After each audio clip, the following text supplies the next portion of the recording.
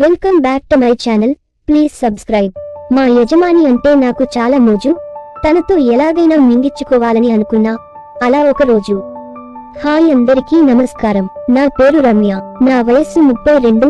నేను కొంచెం తెలుపు. నేను చాలా అందంగా ఉంటా. నాకు పెళ్లి అయింది. ఒక బాబు. నేను ఒక ఇంట్లో పనిమనిషిగా కొన్ని రోజుల నుండి పని చేస్తున్నాను. ఆ ఇంటి యజమాని అంటే నాకు చాలా ఇష్టం.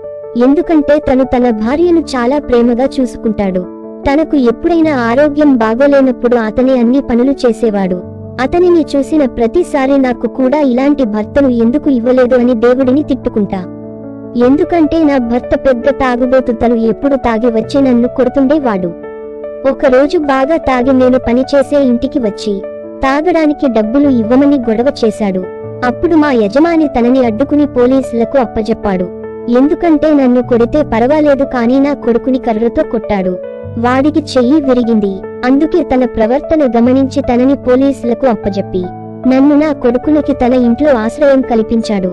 అంతేకాకుండా నా కొడుకుని తన పిల్లలు చదివే స్కూల్లో చదివిస్తున్నాడు. తన రుణంని ఏ రకంగా అయినా ఎలాగైనా తీర్చుకోవాలని అనుకున్నాను. అలా నేను తనతో శారీరకంగా కలవాలని అనుకున్నా. అలా ఆలోచించడం తప్పు అని తెలుసు కానీ తప్పడం లేదు. ఎందుకంటే నా మనసు తనతో ఆ అనుభూతిని కోరుకుంటుంది. నా మనసుకు ఎన్నిసార్లు సర్ది చెప్పుకున్నా మా యజమాని చూసినా ప్రతిసారి నా మనసులో ఎలాంటి మార్పు రావడం లేదు.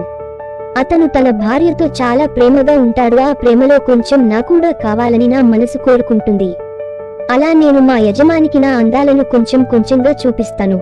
అతను ప్రతిరోజు సోఫాలో కూర్చుని పేపర్ చదువుతున్నప్పుడు నేను నా ఎత్తైన బంతులను కనబడే విధంగా కింద ఫ్లోర్ను ఉడుస్తుంటాను. అలాగే నా నడుము వంపులు కనబడే విధంగా సోఫా పక్కన ఉన్న కబోర్డ్ అద్దాలను తుడిసేదాని. అప్పుడు మా యజమాని పేపర్ను కొంచెం వంచిన అందాలను దొంగతనంగా చూసేవాడు. అలా అతను నా వైపు అలా చూడడం నేను గమనించేదానిని. అలా అతను నన్ను చూస్తుంటే నేను చిన్నగా నవ్వుకునేదాని. అలాగే నా మనసు కూడా చాలా ఆనందపడేది. ఒక రోజు నేను వంట గదిలో పనిచేస్తూ ఉన్నప్పుడు అతను వెనుక నుండి వచ్చి నా బ్యాక్ను తన ఎడమ చెయ్యితో టచ్ చేశాడు. అప్పుడు నేను వెంటనే తన వైపు తిరిగి చూసా. అప్పుడు అతను కొంచెం భయపడి సారీ చూసుకోకుండా తగిలింది అని అన్నాడు. అప్పుడు నేను నవ్వుతూ పర్వాలేదు సార్ అని అన్నాను.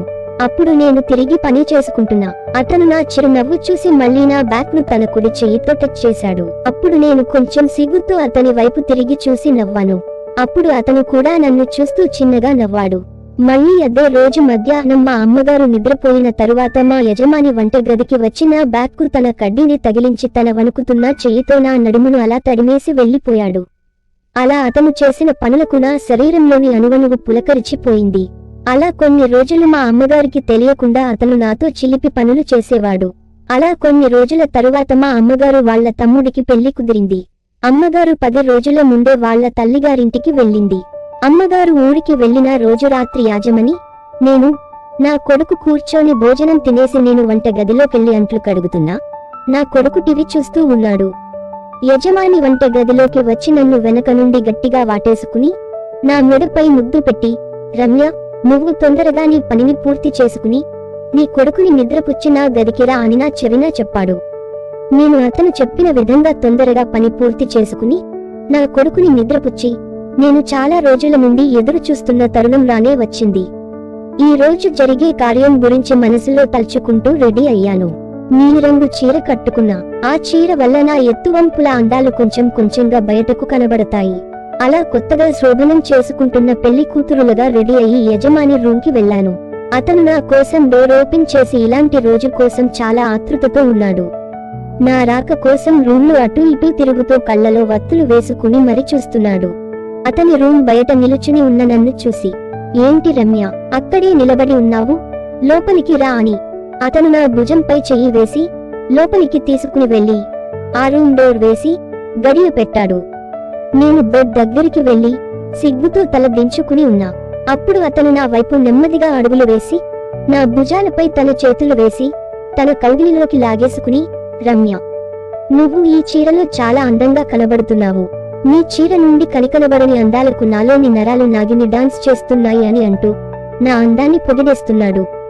అలా నా అందాన్ని పొగుడుతూ ఉంటే నాకు సిగ్గు వేసింది. అలా అతను సిగ్గుతో దించుకున్న నా తలను పైకి ఎత్తి నా పెదాలపై గట్టిగా ముద్దు పెట్టేశాడు. ఆ ముద్దు స్పర్శ వల్ల నాలోని నరాలు జివ్వున లాగేశాయి. అలా కొంత సమయం నా పెదాలని అతని పెదాలతో జుర్రేస్తూ తన చెయ్యితో నా భుజంపై ఉన్న చీర పైటను పక్కకు తీసి నా ఎత్తైన బంతులను చూసి వాటిని తన చేతితో పట్టుకుని పిసకసాగాడు. కాని నా బంతుల సైజ్ పెద్దగా ఉండటం వల్ల తన చేతిలో పూర్తిగా దొరకడం లేదు. అప్పుడు అతను, రమ్య, నువ్వు ఏం పెడుతున్నావు వీటికి? ఇంత పెద్దగా ఉన్నాయి, ఇలా మీ అమ్మగారికి కూడా లేవు అని చిన్నగా నవ్వుతూ అన్నాడు.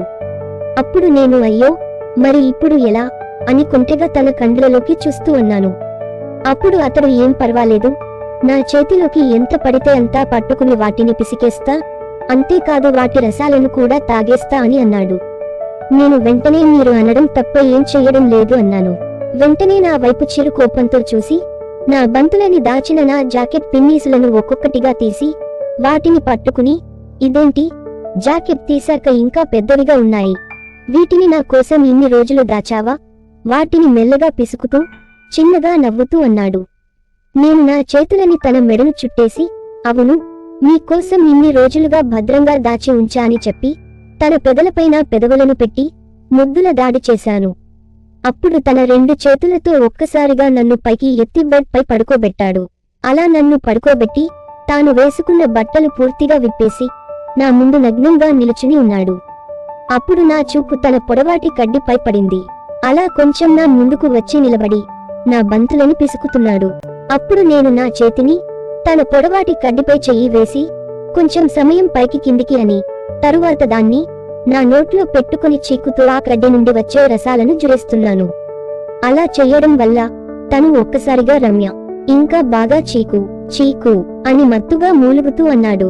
అలా చీకడం వల్ల తనకు మూడ్ పెరిగి తన చేతిని నా మెడపై వేసి నా నోట్లో ఉన్న తన కడ్డీని లోపలికి బయటకి స్పీడ్గా అనడం మొదలుపెట్టాడు. అలా స్పీడ్గా అనడం వల్ల తన కడ్డీ నా గొంతు లోపలికి వెళ్లడం వల్ల నాకు కొంత సమయం ఊపిరి ఆడలేదు. నేను వెంటనే తనను నా నుండి కొంచెం దూరం తోసి, కొంచెం మెల్లగా చెయ్యు, నాకు ఊపిరి ఆడడం లేదు అని అన్నాను. అప్పుడు అతను బెడ్ పై పడుకున్న నన్ను కొంచెం పక్కకు నెట్టి నేను కట్టుకున్న చీరను, లంగాను పూర్తిగా విప్పేసి నన్ను కూడా నగ్నగా చేశాడు. అతను మెల్లిగా బెడ్ పైకి ఎక్కి నా 2 కాళ్ళను విడతీసి నా తొడలపై ముద్దుల వర్షం కురిపించాడు. తన 2 చేతులతో నా బంతులని పిసికేస్తూ తన నాలుకతో నా పువ్వును అల్లడిస్తున్నాడు. అలా తన నాలుకతో నా పువ్వును నాకుతూ దాని నుండి వచ్చే రసాలను జుర్రేస్తున్నాడు. అలా తన నాలుకతో నా పువ్వును అలా అంటుంటే నా నరాలు జివ్వున లాగేశాయి. అలా కొంచెం సమయం నా పువ్వుతో ఆడుకుని తన పొడవాటి కడ్డీని మెల్లగా నా పువ్వు లోపలికి తోశాడు. అలా తోసిన కడ్డీని లోపలికి బయటకి కొంచెం స్పీడ్గా అనడం మొదలుపెట్టాడు. అలా స్పీడ్గా అనడడం వల్ల నాకు మూడ్ పెరిగిపోయి తనని పక్కకు తోసి అతనిపై ఎక్కి పైకి కిందికి స్పీడ్గా ఎగరడం మొదలుపెట్టా. అంతే, తన కడ్డీలో ఉన్న రసం మొత్తం కారిపోయింది. అలా మేము ఆ రాత్రి మొత్తం పూర్తిగా గడిపేశాం. అలా వారం రోజులు అలాంటి అనుభూతులని అనుభవించినాం.